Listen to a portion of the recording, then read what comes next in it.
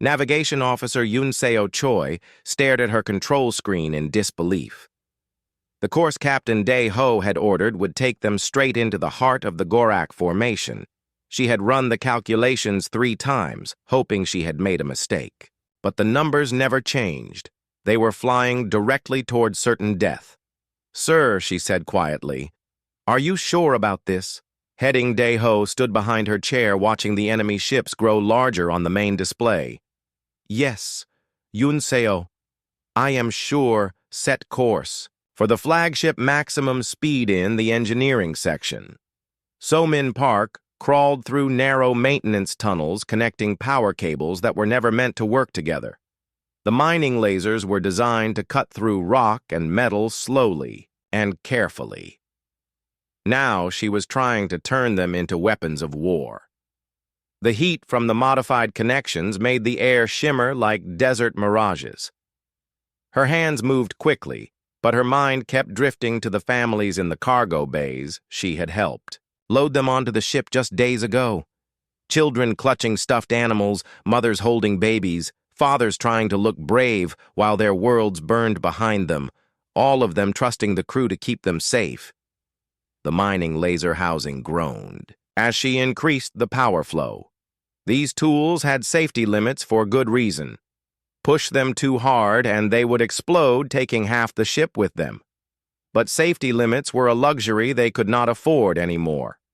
Medical Officer Jin Woo-han moved through the ship, checking on the volunteers who had answered the captain's call. He found retired soldier Minho Kang organizing defense teams in Cargo Bay 3. The older man was showing colonists how to use emergency tools as weapons. "This is not much," Jin Woo said, looking at the collection of plasma welders and hull cutters. Minho smiled grimly. "It is more than we had yesterday. Besides, weapons are only as good as the people using them. These people have already lost everything once. They will not lose it again without a fight in Cargo Bay." 5 factory worker Hya Jin Lim was teaching children how to help during the battle. The younger ones could carry messages between sections. The older teenagers could assist with repairs and medical aid. She spoke in calm, gentle tones, but Jinwoo could see the fear in her eyes. On the bridge, communications officer Tae-young Lee monitored Gorak transmissions. The aliens were talking among themselves, discussing how they would divide up the human. Cargo Commander Vex Thor wanted the children for his research facilities. Other Gorak commanders argued over who would get the strongest adults for labor camps. The casual way they discussed human lives made Tae-young sick. He had joined the merchant fleet to see the galaxy and help people explore new worlds. Instead, he was listening to monsters plan the destruction of everything he cared about. Captain Tae-young said the Gorak are moving into attack formation. They expect us to try running let them. Dae-ho replied. His voice was steady, but everyone could see the tension in his shoulders. They think they know what humans do when cornered. They think we will panic and make mistakes. The rising Phoenix continued its approach toward the Gorak flagship. The massive alien vessel dominated their forward view. Its hull was covered in weapons that could reduce their ship to vapor in seconds. Gun ports tracked their movement. Like the eyes of a hungry predator, Yunseo checked her instruments. "Again, sir, we are now within extreme weapons range. They could fire at any moment." "I know." Dae-ho walked to the center of the bridge where he could see all his officers. "But they will not. Not yet. They want to capture us alive. They want to see us surrender first." The captain's confidence puzzled his crew.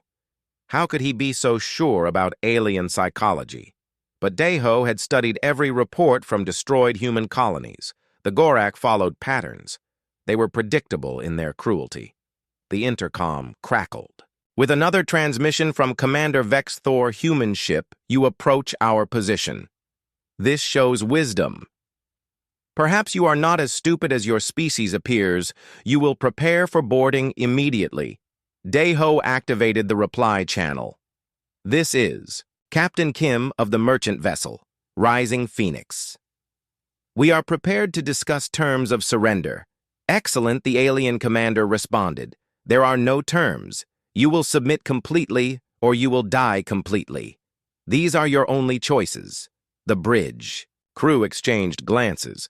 They all knew their captain had no intention of surrendering, but his performance was convincing. Even Tae-young began to wonder if Dae-ho had lost his nerve in the engineering section. So Min finished the last connection, the mining lasers were now tied directly into the ship's main power core. One sustained burst would drain their life support systems, but it would also deliver more energy than these tools had ever been designed to handle. She activated her communicator. "Captain, the modifications are complete. But sir, I have to warn you, using these at full power will overload our systems. We might lose atmospheric controls, gravity generators, even emergency lighting. Understood, So Min. How long can we maintain fire? Maybe 90 seconds, before total system failure. After that, we would be drifting in space with no power and no life support. 90 seconds. Dae-ho calculated quickly in his mind. It would have to be enough. The Galactic flagship loomed larger now. Its weapons were so close the crew could see individual gun barrels tracking their approach. Other alien ships moved in to surround them, cutting off any possible escape route. The trap was closing exactly as Commander Vexthor had planned, Sir Yunseo reported. We are now within their minimum weapons range. If they fire now, we have nowhere to run. Perfect. Dae-ho smiled, but it was not a happy expression. It was the smile of a man about to attempt something impossible.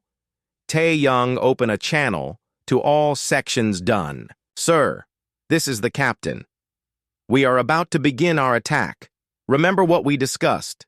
Everyone stay calm, follow the plan, and trust each other. We have one chance to save our families. One chance to show these aliens that humans do not break easily in Cargo Bay 3. Minho checked his makeshift weapons one last time. The colonists around him were scared but determined. They had seen what the Galactic did to prisoners. They knew surrender was not really an option. In Cargo Bay 5, Hye-jin gathered the children into the safest area she could find. The youngest ones were crying, but the older kids tried to comfort them. Everyone understood that the next few minutes would decide whether they lived or died. Jin-woo made final preparations in the medical bay. He had enough supplies to treat maybe 20 serious injuries. After that, he would have to improvise, but he pushed those thoughts away. The plan would work. It had to work back on the bridge.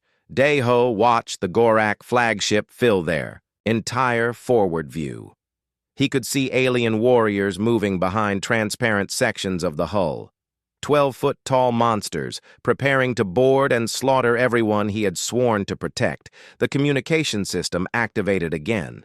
Human Captain Yu will shut down your engines and prepare to receive our boarding teams. Any attempt at resistance will result in the immediate execution of 50% of your cargo. Dae-ho activated the reply channel. Understood. Commander, Vexthor. We are shutting down engines now. He nodded to Yunseo, who reduced their speed, but did not stop completely. The rising Phoenix drifted closer to the alien flagship like a small fish swimming toward a shark. So Min reported from engineering. All systems ready, Captain. The mining lasers are charged and waiting. Tae-young monitored enemy communications. They are ordering their boarding teams to prepare. The first shuttles will launch in approximately 5 minutes. 5 minutes, Dae-ho thought. That was longer than he had hoped, but not long enough to change the plan. Everything depended on timing now. Everything depended on the Galactic making the same mistake they always made. The alien flagship grew larger and larger until it blocked out the stars. The rising Phoenix looked like a tiny insect next to the massive warship, but sometimes insects could deliver a sting that brought down giants. All stations prepare for combat. Dae-ho ordered. This is it. Everyone remember, we are not just fighting for ourselves, we are fighting for every human who has ever faced these monsters. We are fighting to prove that courage matters more than size. The crew took their positions knowing that in moments They would either win the most impossible victory in human history or die trying. But none of them regretted their choice. They had families to protect, and that was worth any risk. The rising phoenix continued its approach, carrying hope and desperation toward the waiting darkness between the stars. The rising phoenix drifted toward the Gorak flagship like a wounded bird falling from the sky. Captain Day-Ho had ordered all external lights dimmed to make the ship appear dead in space. The illusion was working. Commander Vex Thor believed the humans were truly surrendering. On the bridge, navigation officer Yun Seo watched her instruments with growing terror. They were now less than 1,000 meters from the alien flagship. At this distance, she could see individual Gorak warriors moving, behind transparent sections of the massive hull. Each one was twice the size of a human, wearing armor that looked like it could stop plasma cannon fire. "Sir," she whispered, "we are very close to their point defense systems. If they realize what we are planning." "They will not realize," Day-Ho replied, but his voice was tight with tension. He was betting everything on alien arrogance, and so far it was working. The Gorak ships had stopped moving into attack formation. Instead, they were positioning themselves to accept surrender in the engineering section. So-Min Park made final adjustments to the mining laser array.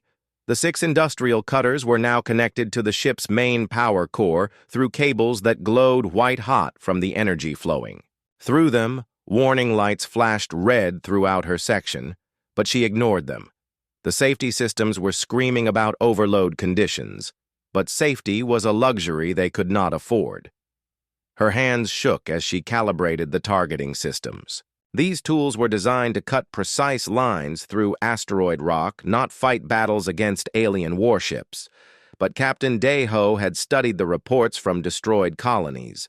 He claimed to know something about Gorak ship design that might give them a chance. Medical officer Jin Wuhan moved through the cargo bays, checking on the volunteers who would help during the battle. In Cargo Bay 3, he found retired soldier Min-Ho Kang organizing teams of colonists. The older man was calm and focused, despite the impossible odds. "How many people do we have ready?"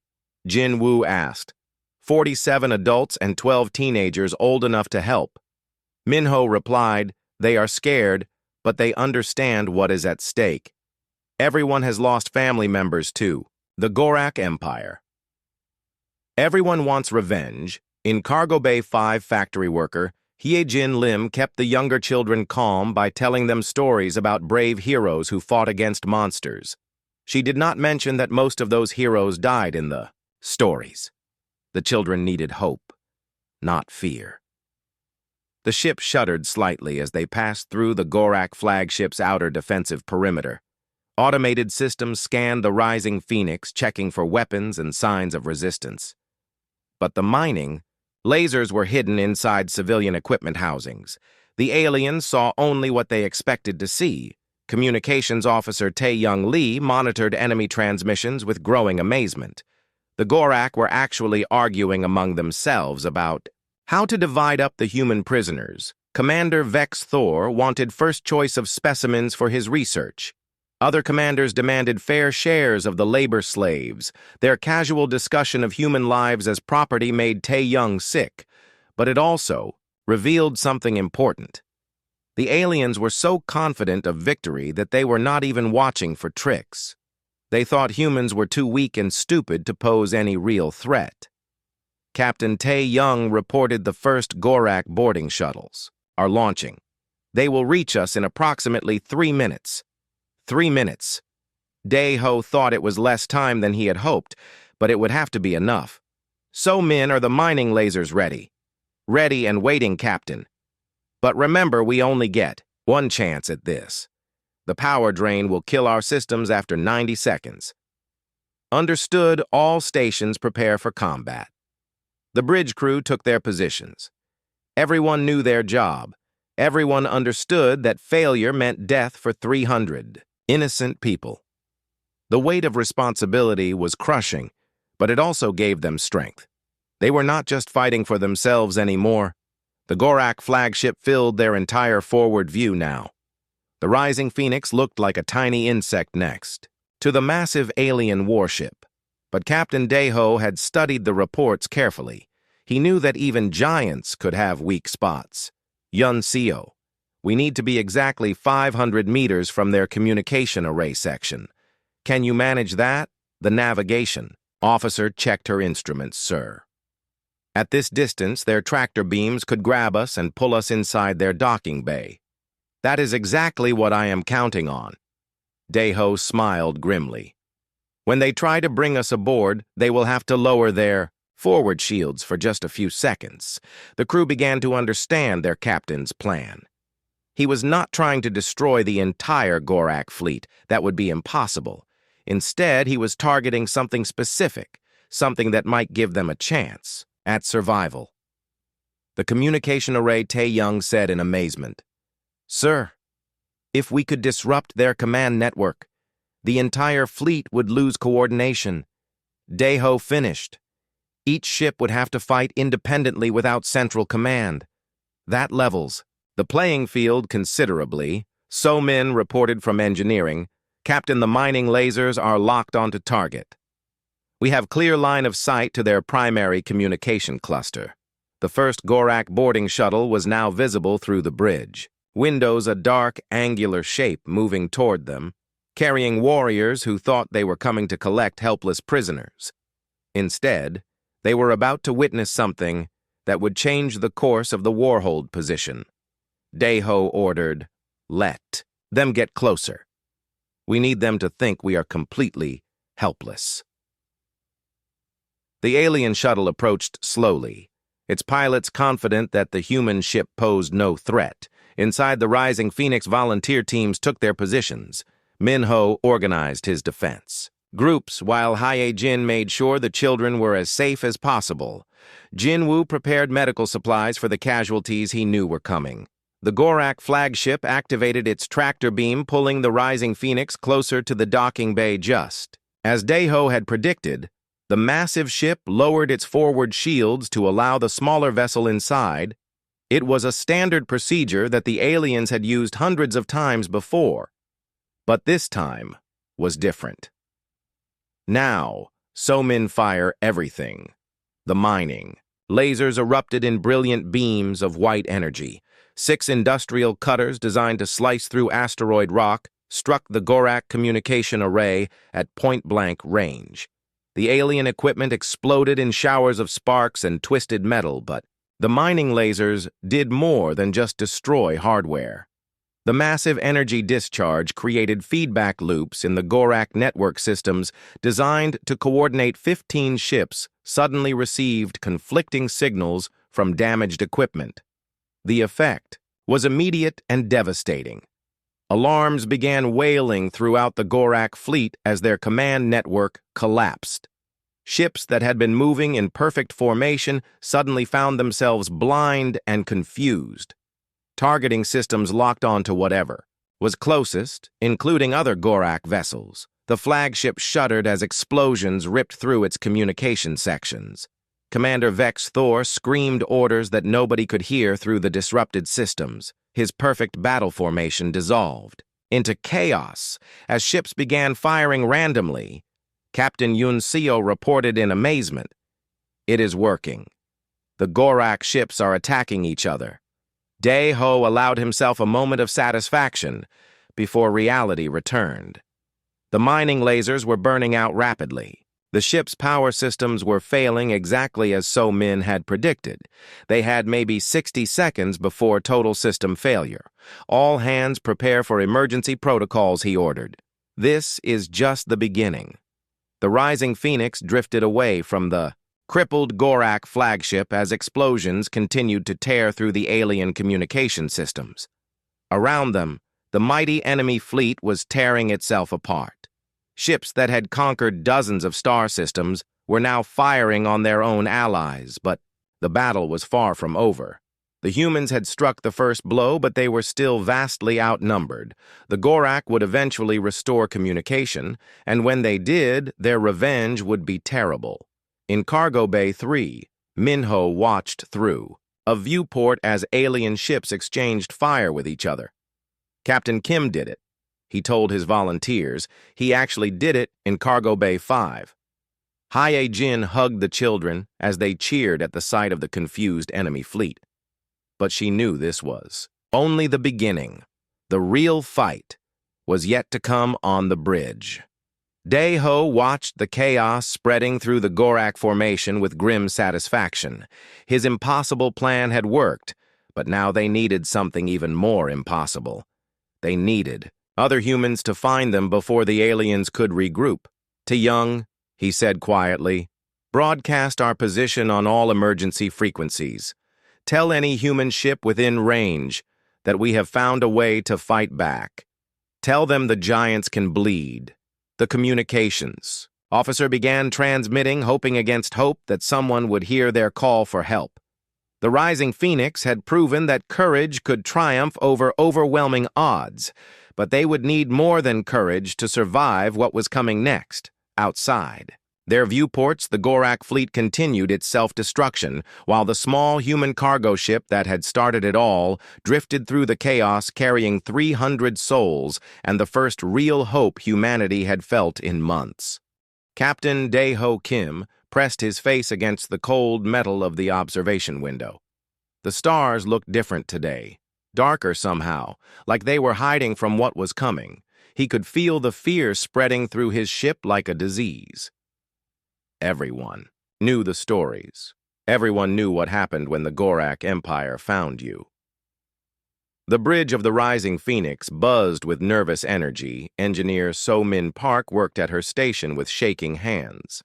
Her fingers moved across the control panels, but her mind was somewhere else, probably thinking about her little sister back on Earth. Communications officer Tae-young Lee kept checking the same frequency over and over, hoping for a miracle that would never come.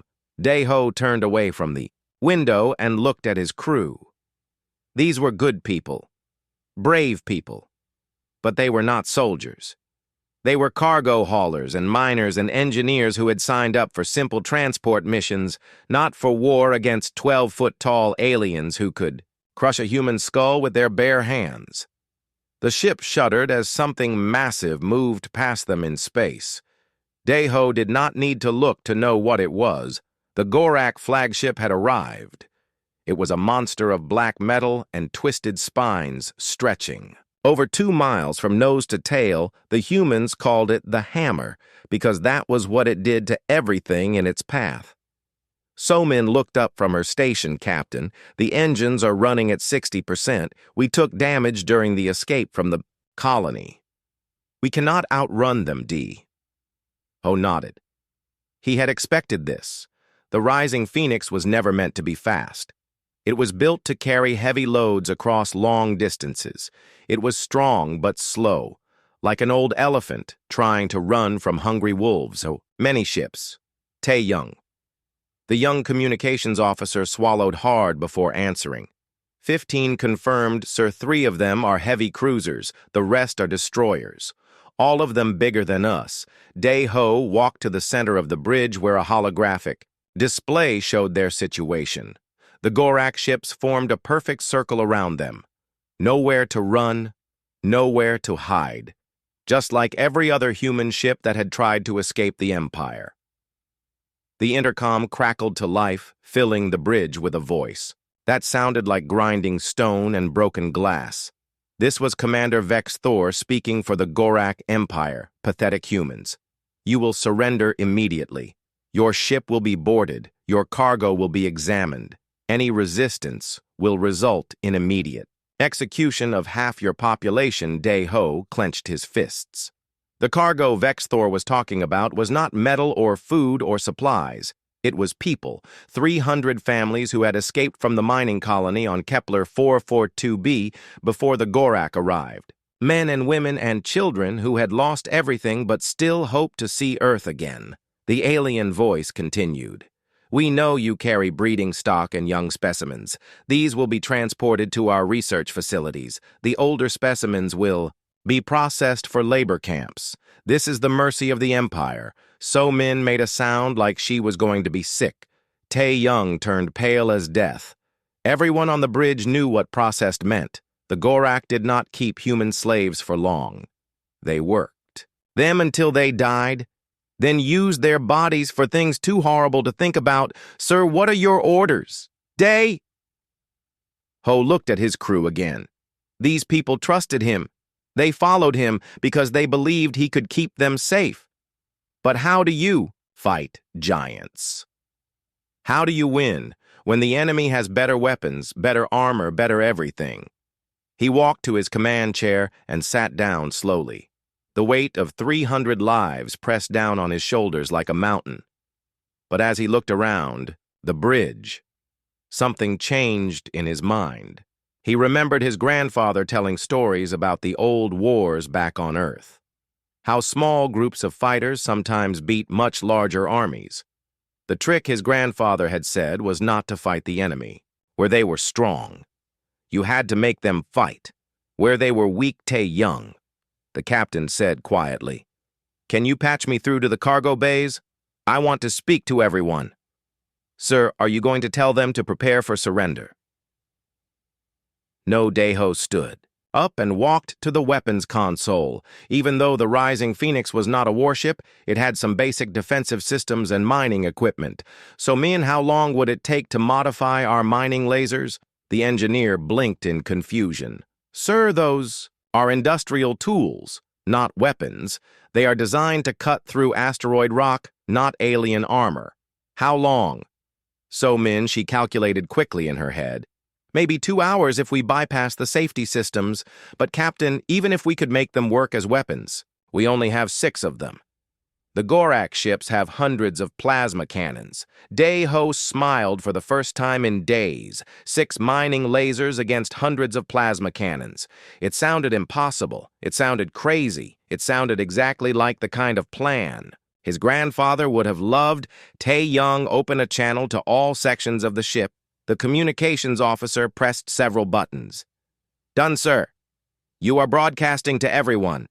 Daeho took a deep breath before speaking. This is Captain Kim. I know. You are all scared. I know this looks hopeless, but I want you to listen carefully. We are not going to surrender. We are not going to let the Gorak take our families. We are going to fight. Worried voices echoed through the ship. People asking how they could possibly win against such odds. The captain continued. I have a plan. It is dangerous. It might not work. But if we do nothing, we all die anyway. So I am asking for volunteers. I need people who are willing to risk everything for a chance at freedom. The response surprised everyone. Within minutes, dozens of voices came through the intercom. Teachers and farmers and mechanics all saying they would help. A retired soldier named Min Ho offered to organize defense teams. A factory worker named Hae-jin said she could help coordinate supplies. Even some of the older children volunteered to carry messages and help with repairs. So Min stared at her captain in amazement. Sir, what exactly are you planning? Ho walked back to the observation window and looked out at the Gorak ships. They sat there like sleeping dragons, confident in their power, sure of their victory. That confidence would be their weakness. The Gorak always do the same thing, he said. They get close to their targets before attacking. They want to see the fear in human eyes. They want to enjoy the moment before they strike. But what if we give them something else to look at? What if instead of running away, we fly straight toward them? What if we make them think we are surrendering, when we are really preparing to attack? Young shook his head. Captain, that is suicide. Even if the mining lasers work, we would have to get within a few hundred meters of their ships to be effective. They would destroy us long before we got that close. Not if they think we are already beaten. Daeho turned to face his crew. Not if they think we are coming to surrender. Not if their arrogance makes them careless. The bridge fell silent as everyone realized what their captain was suggesting. Wanted to fly directly into the mouth of the dragon. He wanted to bet everything on one desperate gamble. So-min was the first to speak. "I will start the modifications right away." Tae-young nodded. "I will prepare the communication systems for close range transmission." One by one, the rest of the crew agreed to the plan. They knew it was probably suicide, but they also knew that surrender meant certain death for everyone they loved. Outside the ship, the Gorak fleet waited patiently like hunters, who had cornered their prey.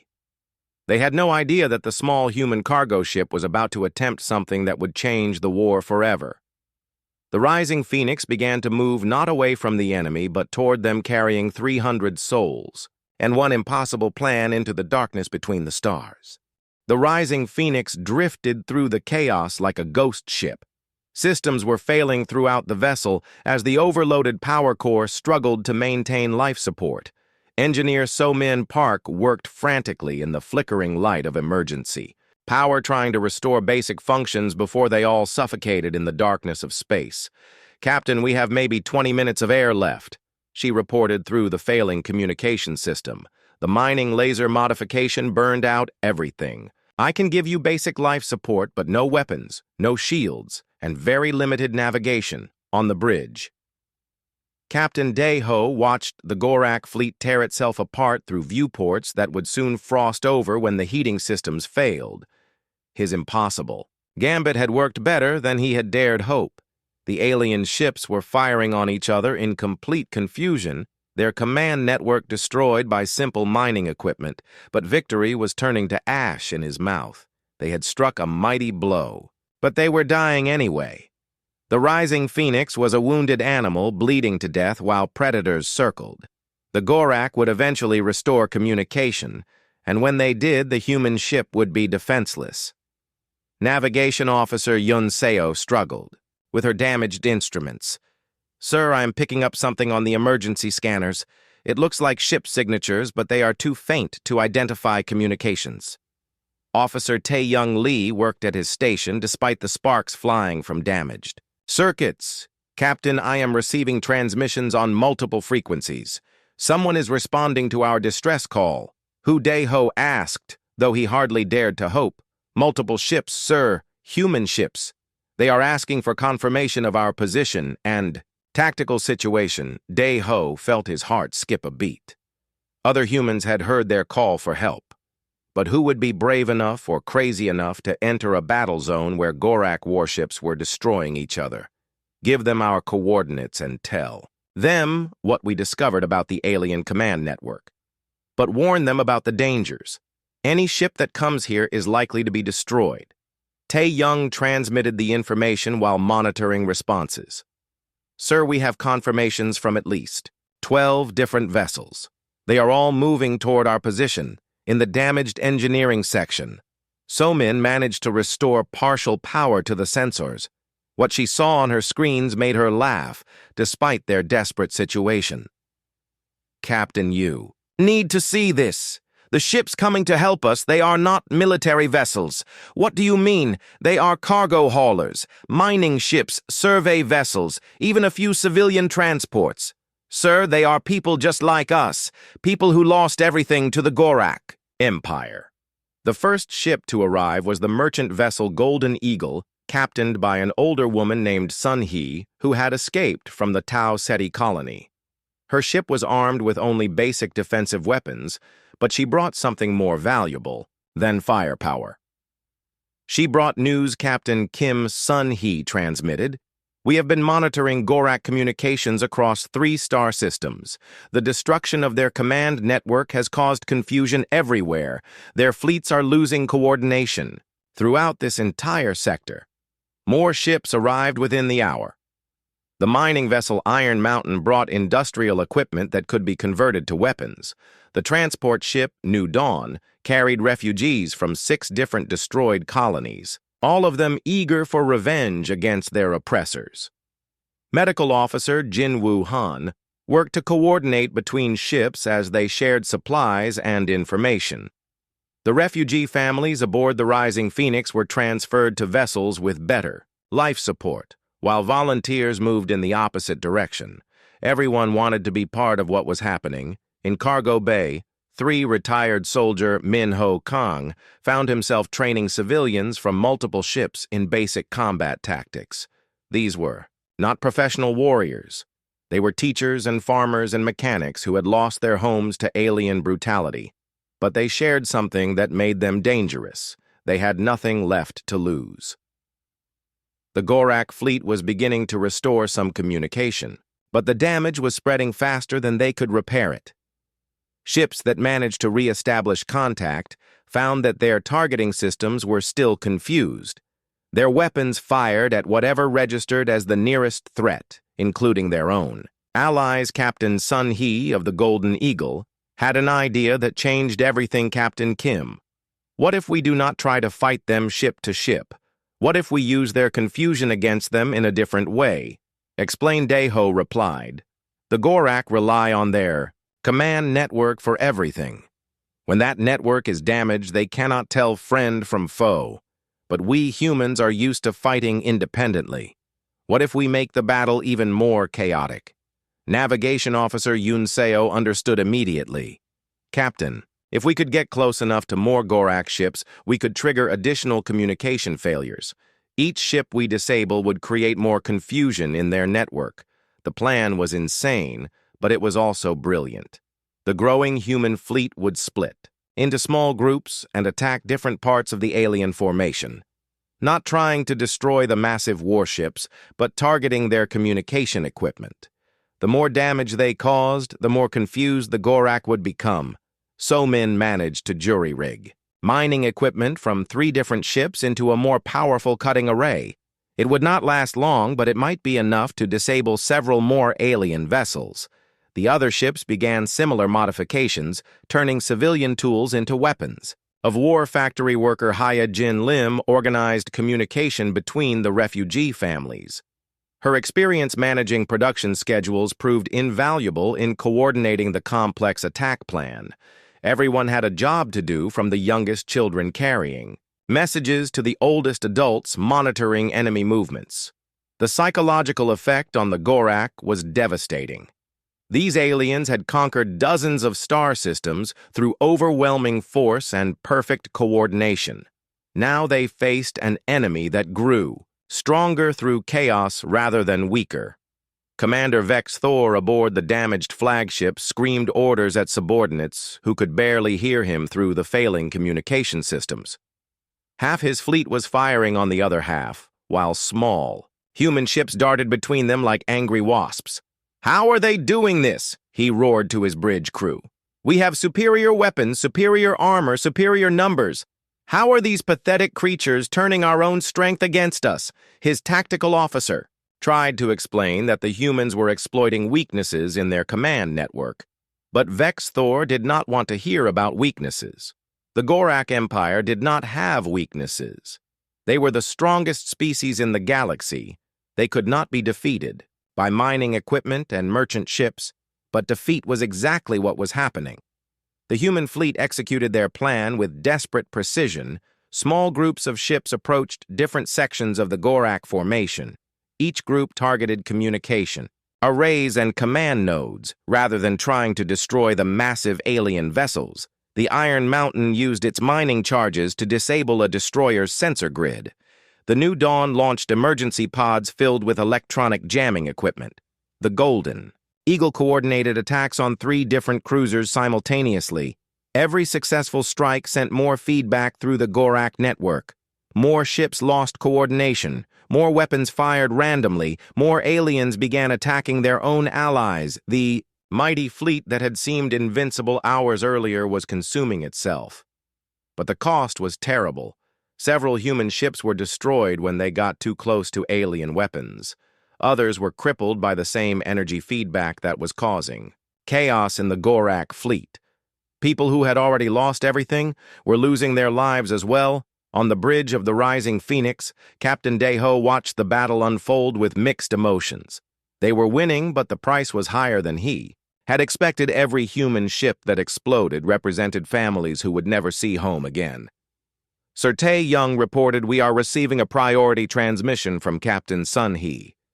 She says the Gorak are attempting to withdraw. Several ships are trying to break away from the formation." Let them go. Dae-ho replied, "We have accomplished more than anyone thought possible." But Min-ho had a different idea transmitted from cargo bay. 3. Captain, if we let them escape, they will warn other Gorak fleets about our tactics. We will lose the advantage of surprise. The old soldier was right. The humans had discovered something that could change the entire war, but only if they could prevent the aliens from learning how to counter it. The battle was not over yet. It was entering a new and even more dangerous phase. Around them, the Gorak fleet continued to tear itself apart, while the small collection of human ships that had started a revolution prepared for the next stage of an impossible fight. The giants were bleeding, but they were not yet defeated, and somewhere in the darkness between stars, more human ships were hearing the call to arms. 3 months after the battle that changed everything, Engineer So-min Park stood in the massive construction bay on Luna Station, watching the final assembly of humanity's first true warship. The vessel looked nothing like the sleek alien designs, or the converted civilian ships that had started the rebellion. Instead, it was built around the principles learned from one desperate cargo hauler. The new ship carried mining laser arrays scaled up to military power, communication jammers based on the feedback systems that had crippled the Gorak fleet electronic warfare pods that could turn enemy networks against themselves. It was designed not to match alien technology, but to exploit its weaknesses. "Captain, this is incredible," said the young officer who would command the new warship. "But will it really work against fresh Gorak fleets that know what to expect?" So-min smiled as she remembered Captain Dae-ho and the impossible gambit that had started it all. "The Gorak think they have adapted to our tactics, but they still do not understand the real lesson from that first battle." "What lesson?" "That humans do not fight the way they expect us to fight." Across human space, the rebellion had spread like wildfire. The technical data from the Rising Phoenix had reached mining colonies, transport hubs, and refugee settlements throughout the galaxy. Within weeks of receiving the information, human engineers were building their own versions of the communication disruption systems. The Gorak Empire found itself fighting a war unlike anything in their experience. Every time they adapted to human tactics, the humans changed their approach. Every time they concentrated forces to crush a rebellion, 3 more uprisings began elsewhere on. The agricultural world of New Harvest farmer-turned-resistance leader Hye-jin Lim coordinated attacks on Gorak supply lines using converted farm equipment. Her people had learned to disappear into familiar countryside whenever alien reinforcements arrived, then strike again when the enemy moved on the mining station at Ceres. The battle had been raging for 3 hours, and space around the Gorak fleet looked like a graveyard of twisted metal and burning plasma. The mighty alien formation that had once moved with perfect precision was now scattered across thousands of kilometers. Ships fired wildly at shadows while their commanders screamed orders through communication systems that barely functioned. Captain Dae-ho stood on the emergency bridge of the Rising Phoenix, watching more human ships arrive through the chaos. Every few minutes, another vessel dropped out of hyperspace, drawn by the distress signals that were now being repeated across multiple star systems. The cargo ship, Bright Star, brought news that changed everything. Captain Kim, the pilot, transmitted. "We intercepted Gorak communications from the Vega system. Their high command is demanding to know what happened here. They are sending reinforcements." How many ships? Dae-ho asked, though he was afraid to hear the answer. "A full battle fleet, Sir. 40 ships, including 3 heavy carriers. They will arrive in approximately 6 hours. 6 hours. The human fleet now numbered 27 vessels, but most of them were civilian ships with improvised weapons. They had succeeded beyond all hope in defeating one Gorak formation, but facing fresh reinforcements would be suicide. Navigation Officer Yoon Seo worked at her damaged station trying to plot escape routes. "But Captain," she said quietly, "even if we run, they will track us. The Gorak know our tactics. Now they will adapt." Communications Officer Tae-young Lee was monitoring transmissions from across the system. Sir, we are receiving messages from human settlements on 4 different worlds. They are reporting increased Gorak activity. The aliens are mobilizing everything they have. Engineer Somin Park had managed to restore basic systems to the Rising Phoenix, but her report was grim. Captain, we can manage 1 more hyperspace jump. Maybe 2 if we push the engines beyond safe limits. After that, we would be stranded wherever we land. The situation looked hopeless until retired soldier Min Ho transmitted from his position aboard the Iron Mountain. Captain, I have been analyzing the Gorak communication intercepts. The alien reinforcements are not just coming here. They are being pulled away from other positions. What do you mean? Sir, the Gorak Empire is reacting exactly like a big, slow animal that has been stung. They are pulling fleets from conquered systems to deal with what they think is a major threat. But that means they are leaving those systems vulnerable. Medical Officer Jin Woo Han, who was coordinating between ships, suddenly understood the implications. Captain, if we could warn other human settlements about the reduced Gorak presence, they might be able to strike back. Factory worker Haya Jin Lim was the first to see the full picture of what Min Ho was suggesting. She transmitted from the New Dawn. Captain, we are not just fighting a battle here, we are creating an opportunity for humans everywhere. The idea was staggering. The small fleet of civilian ships had not just disrupted one Gorak formation, they had forced the Empire to reveal its weakness by pulling ships from multiple systems to deal with the threat. The aliens had created vulnerabilities across their entire territory. Captain Sun Hee of the Golden Eagle was already working on a plan. Sir, we need to split our forces. Some ships should escape and warn other human settlements. Others should stay here and delay the Gorak reinforcements as long as possible. Daeho realized she was right. They could not defeat 40 fresh warships, but they might be able to buy time for a larger rebellion to begin. The sacrifice of a few ships could save thousands of human lives across multiple star systems, but who would volunteer for what was essentially a suicide mission? The answer came from every ship in the fleet. I will stay transmitted, Captain Sun Hee. My crew and I have already lost our families. We have nothing to return to except the chance to hurt the empire that destroyed our lives. The mining vessel Iron Mountain volunteered. Next, followed by the transport, New Dawn and a dozen other ships. People who had fled from Gorak brutality were now volunteering to face it again. In the end, 14 ships chose to remain and fight, while 13 others prepared to carry the news of their discovery to human settlements across the galaxy. It was not an easy division. Many families were separated as loved ones, made different choices about where duty lay on the Rising Phoenix. The 300 refugees from the Kepler colony gathered to say goodbye to crew members who had saved their lives. Captain Daeho would stay with the volunteer fleet while So-min and Jin Woo would escort the refugees to safety. I should stay and fight. So-min argued, "These are my modifications that started this whole thing, no." Daeho replied firmly, "You need to get to Earth and teach others how to build the equipment we used. Here your knowledge is more valuable than one more ship in a hopeless battle." The farewells were heartbreaking.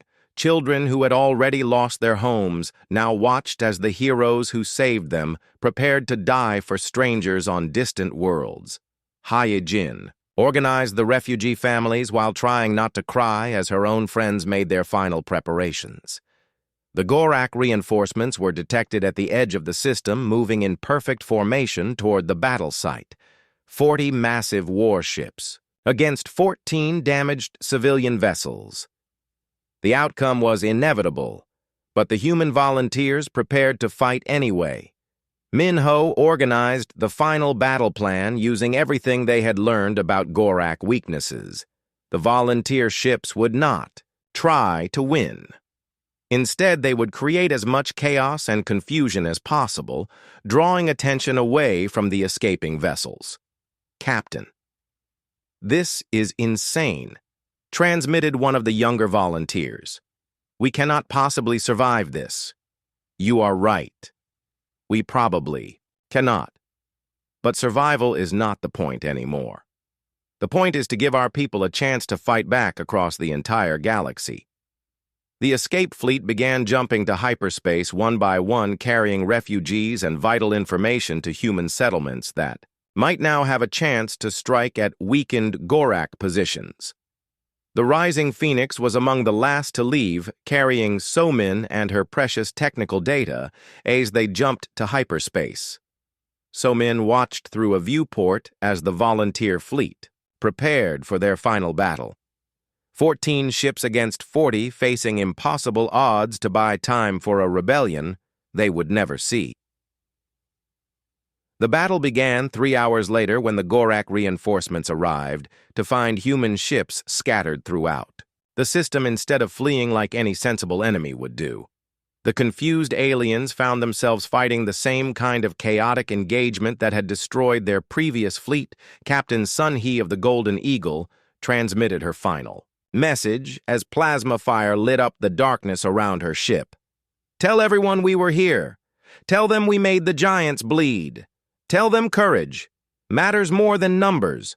One by one, the volunteer ships were destroyed, but they took several Gorak vessels with them and damaged many others. More importantly, they created enough confusion to delay the alien response to other systems by crucial hours. When the battle finally ended, Commander Vex Thor found himself in command of a Pyrrhic victory, his reinforcement fleet had won, but at a cost he had never imagined. Worse, the human ships had transmitted their position and tactics across the galaxy before dying. In the aftermath, reports began arriving from across Gorak territory. Human settlements were launching coordinated attacks on weakened alien positions. Mining colonies were becoming military bases. Refugee fleets were transforming into guerrilla forces. The empire that had seemed unstoppable just days earlier was now fighting brush fires across dozens of star systems. All because one cargo ship had refused to surrender aboard the Rising Phoenix as it fled toward human space. Engineer So-Min Park worked on refining the designs that would soon arm humanity's counterattack. She thought about Captain Daeho and the others who had stayed behind. Their sacrifice was giving birth to something the Gorak Empire had never faced before, a species that refused to stay defeated. Behind them, in the darkness, the volunteer fleet had bought humanity the most precious gift possible: hope, and the knowledge that giants could fall when ordinary people did extraordinary things. The rebellion that would eventually free human space from alien tyranny had begun with 14 damaged civilian ships and the courage to face impossible odds for the sake of people they would never meet.